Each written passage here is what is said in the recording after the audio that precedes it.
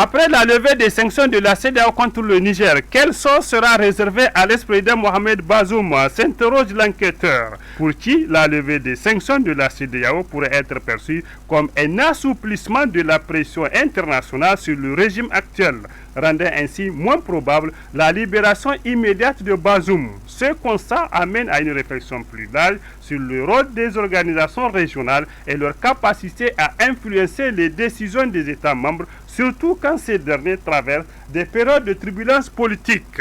C'est pourquoi, pour l'enquêteur, la libération de l'ancien président Mohamed Bazoum, détenu depuis le coup d'État de juillet 2023, ne semble plus être une exigence forte de la communauté économique des États de l'Afrique de l'Ouest CEDEAO. Lors du sommet des chefs d'État des pays membres de l'organisation régionale le 24 février dernier à Abuja, la levée des sanctions contre le Niger a été dissociée de la libération de Bazoum.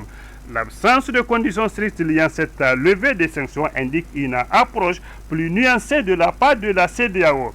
Mais la situation de l'ancien président reste une préoccupation.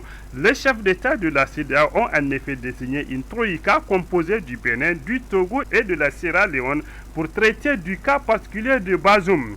Cette troïka dirigée par le Togo jouera un rôle crucial dans les futures négociations. Cette démarche vise à résoudre la situation complexe au Niger sans imposer des exigences qui pourraient entraver les discussions. La troïka pourrait bientôt effectuer une visite à Niamey où un geste a probablement été apprécié lors de ce récent sommet de la CEDEAO.